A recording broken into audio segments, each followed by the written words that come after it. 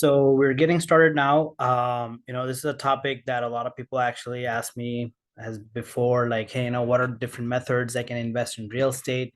So I just wanted to create this video to basically, just show the different type of methods I use, and many people of us use to invest in real estate. And so this is the agenda. I'll just share a little bit about myself, why I qualify to do this presentation. I'll share 10 different real estate investments that you can do, recent sales, social media, questions later on. I'll keep this video nice and short so that, and simple so that you guys all have times, because sometimes we see videos that are like hours long and we don't want to watch it, right? So it's a difficult task for me to accomplish by listing all of my the 10 different methods that we can do it in less than 30 minutes. So I started real estate about 7 years ago with flipping, spent about $40,000 in education, made a lot of money, lost a lot of money. It's just basically like someone teaching you how to drive online, and it never works until you physically sit behind the wheel and try yourself. So you make a lot of mistakes, right? And that's how I made a lot of mistakes. And most of the realtors that I was working with had these problems. They have no knowledge about the disclosures, and they don't know how to negotiate price and terms. They started as a real estate agent just by writing an exam and learning and taking some classes, which is pretty easy. No time to return my phone calls, not proactive, couldn't make quick offers. If there was a nice discounted property I want to buy, and by the time they would make an offer, it would already be gone. And they lacked patience to show me properties. And if I wanted to look at like 10 properties, they would get upset after 5 properties if I don't make an offer, because they want like quick money, right? If they show you 3 to 5 properties, they want you to buy one. Too inexperienced to make effective guidance, and they lacked passion in helping others. Suggested homes that had problems. Once I bought a home that a realtor told everything is fine, even though he knew the problem because I was new in real estate. It had a foundation issue, and I had to spend $40,000, and took about 4 months to actually fix the entire foundation. So it didn't explain the home buying process. So now my goal is to basically like help the team and my family and friends, everybody I know, including everybody else, to make right decisions, so that you don't make the mistakes that I do. So method one, right? Simple. You can buy a farmland and agricultural land. Basically there are different type of lands. Like people think of farmland just like basically you can put crops, right? But there are also like so many people who wanted to start a business where they wanted to grow cattle, like cows. They want to sell meat for and have a farm for their sheep, and chicken farm, and a whole bunch of things that people want to do. And you can buy a land and rent it to them, or you can sell it to them as well. You can also have a big land, there, that you can buy for very cheap far away from the city, and charge people a fee to go in there for hunting if there's a lot of deers that pass through that land. You can also charge people for camping as well. Or you can do some of these things. You can also buy like commercial land, like a warehouse. Let's say there are right now so many companies that are increasing their online stores, and everything they have is in warehouse. Initially they used to, back in the days, they used to have all the different type of uh, businesses physically, but now they have all online, and they have warehouses in different states. That's how they have low cost, and they make more profit. And you can also buy residential land for single family home, multi-family home as well. But if you look at all 10 strategies and you wanted to make money, it's better you start one and you start researching on one and become an expert. So the second method, that is fix and flip, which is more common, right? You buy an ugly house that looks ugly from inside and outside. You make changes to it, you do some repairs, and then you sell it for a profit, right? And that's how you actually increase the value of it. You buy very cheap from foreclosure motivated sellers, distressed property sellers who, have issues, health issues, or they are going through some family problems and challenges, and they just want to sell their home. They don't have the time, money, energy to fix and sell it on the market with the real estate agents. So they just sell it to investors, but you have to take all those buy the list from the list brokers and mail them your advertisement that you're interested in buying. You have some cash, and then they will call you. You buy those properties, fix it, and sell it. That is basically pretty much done off market. You can also do it on market, but once the property comes on MLS, there's more competition, so you don't have much of a hold. So another type of thing is apartment syndication. I'm not advertising this person. Apartment syndication is very complex, so there are many books out there. You can read any of those books. This is another person that I know who have a lot of free YouTube videos as well that you can watch it, but you want to go into more detail, you can buy his book, but I don't have any affiliation to him.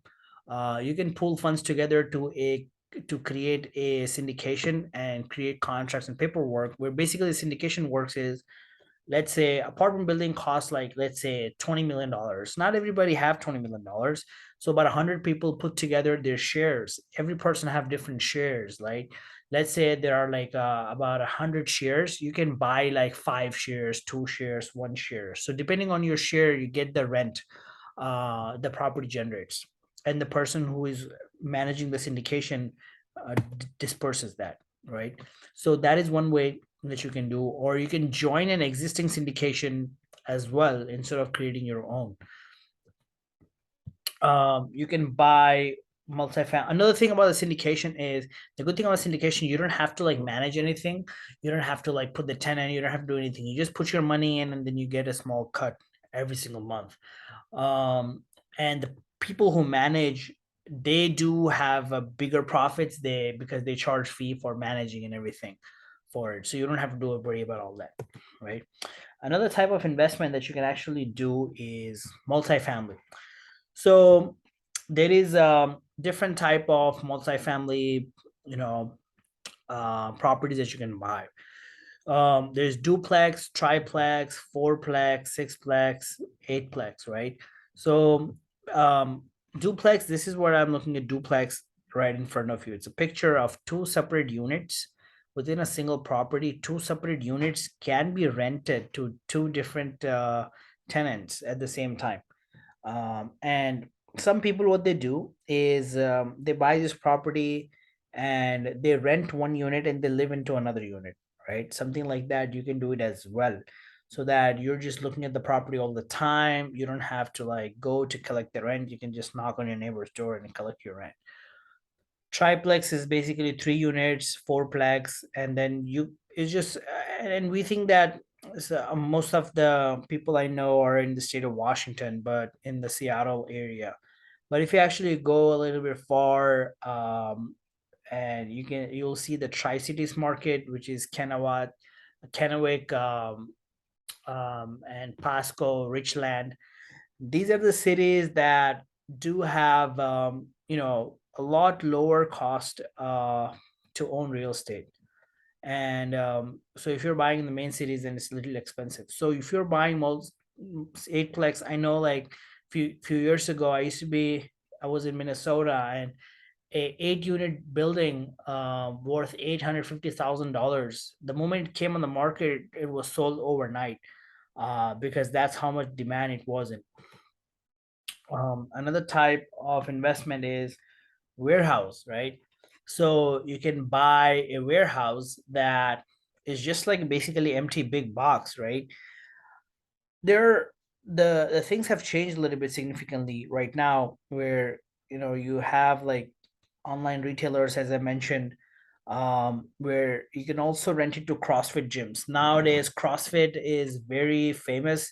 It's basically a big gym which doesn't have any machines or equipment. It's like big empty warehouse in which they have rods, tires, and they do like free weights. I used to do CrossFit as well, and wherever I go, I see a warehouse within there. There's gym, right? So You can rent out to online retailers, CrossFit gym, storage space.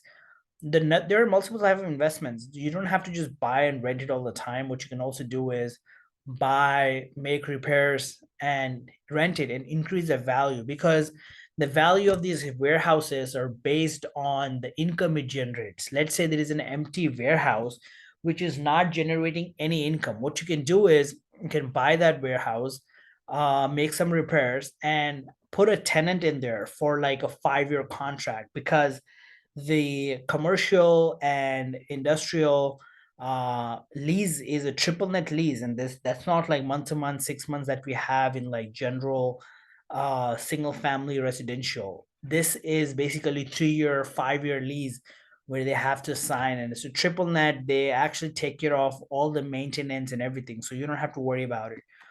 And you can rent it, and then you can increase the value, and then you can basically sell it for a lot more, because the person who would buy it will have less risk, because he will say, wow, like if I buy $1 million warehouse, I'm getting like tens and thousands of dollars in rent, whatever, every single month. So why shouldn't I buy? There's already a rent tenant lease in place and everything is good. I can just buy it, right? So that's how you can increase the value and sell it. Another method is storage units, right?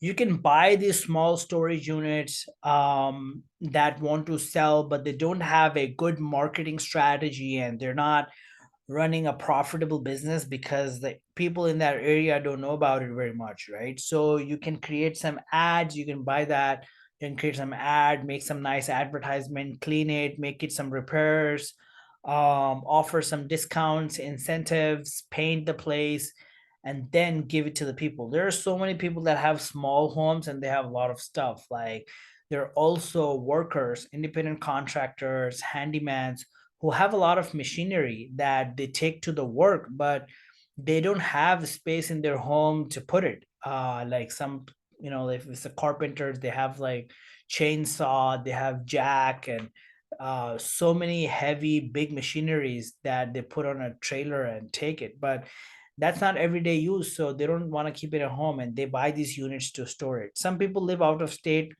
um, and they just have like a penthouse in a building, and they can't store big things, like, and they can store their things over here, right? So you can buy the storage buildings, or you can buy a land and build storage units on it and rent them on a monthly basis as well.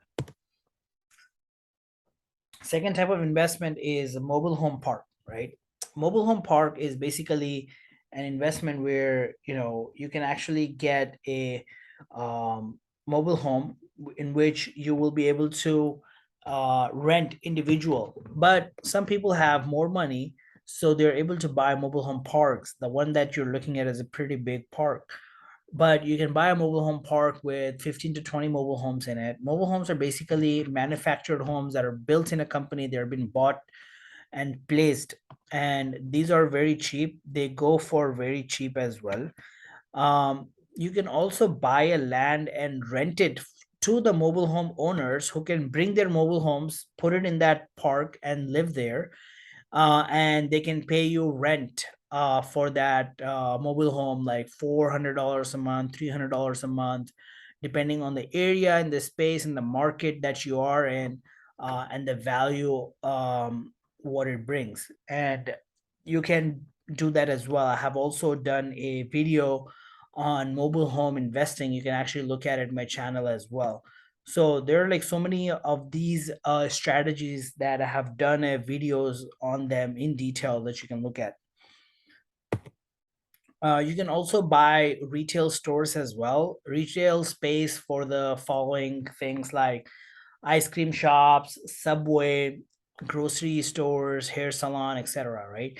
So there are like shops that um, you know are not generating enough income because they're not renting it to um, a high income generation generator place. So let's say somebody have a shop and they gave it to a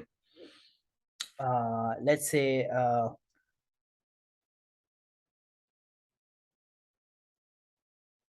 someone is selling maybe coffee, right? let's say Subway is in that area, it's Starbucks is in that area, and that's probably the reason they're not buying that coffee. So that business is running out. So because of the businesses are running out, they're not paying rent, and they want to leave, and the owner is tired, and the owner doesn't want to go through the entire headache again of renting out to another a business, and go through the same headache of not being able to perform. So what you do is you buy those retail stores and sell it to the businesses that do generate income, right? You can uh, rent it to chiropractors, massage parlors, and you can rent it to like dental clinics.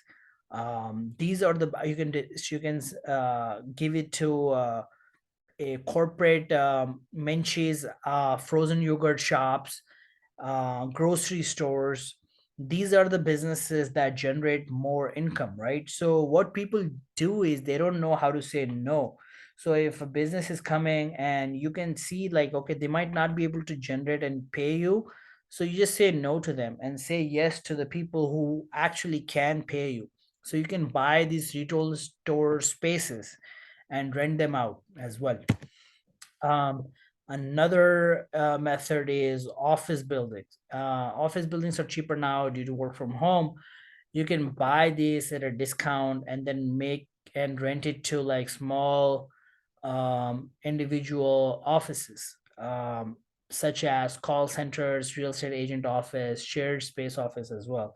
Shared space is also a new concept where you have an office where you have multiple individuals who work from home, but they do have wife and kids, and they don't stay focused. So they want to come to an office that's closer to their home and just spend like 4 hours there and work and go at their own time. And they get free coffee and everything there as well. And it's a shared space shared with all the people. Um, Another type of investment is motel, right? You can buy a motel, which is just basically a small hotel, and cash flow it. And some motel owners, what they do is they buy these motels, and later on they learn the business. They learn the business and they buy bigger motels. And because they own bigger ones, the smaller ones does not generate big profits like the bigger ones are doing. So they sell these small motels to small individuals who are getting started into the business. And some of these business owners, what they do is they convert these motels into studio apartments. And they then rent those studio apartments to individuals on a monthly basis. Whatever, it just works like a regular apartment. Some like that, you can do it as well. And but for the motels, if you're buying, it's better to buy far away from the city, because in the city there are too many hotels that do compete with motels, so you don't make a lot of money. And in the city the workers have enough work to go to different places. So if you actually buy these motels little far from the city where there are highways and there are exits for the highways, what happens is that there are truck drivers, people traveling from one state to another for business, work, whatever, and they get tired, and they take an exit to get McDonald's, Subway, whatever to eat, and then they see a motel. Hey, you know what? I should just probably spend my night here, take some rest, and then start driving. So having your motel near a highway where you can actually put a billboard to advertise it near exits where there are McDonald's, big gas stations, will help you generate traffic. And sometimes, motels are fully booked. Like sometimes I used to wonder, hey, they probably don't have anyone coming in, but you see there is no room, right? Because there's just so many people that are just looking for that temporary accommodation, just live there for a day or two. These are some of the sales I have done, as I'm also a real estate agent. So this, I help the community, the people I reach out to me, and this is one of the property we sold. This is another property we sold recently, like about a week ago, September last month. And I also have a WhatsApp group if you wanted to join, I do post updates, meetings, or any links that I have in there, as I keep my presentations nice and short so that people can actually go through them without having to skip through the content. And I also have a YouTube as well, where you can actually, join as Abdul Rahman Realtor. You can also reach out to me if you have any questions, DM me, ping me, message me, or call me. I do help people answer questions as well at the same time. Okay, thank you for your help joining the presentation. I appreciate it.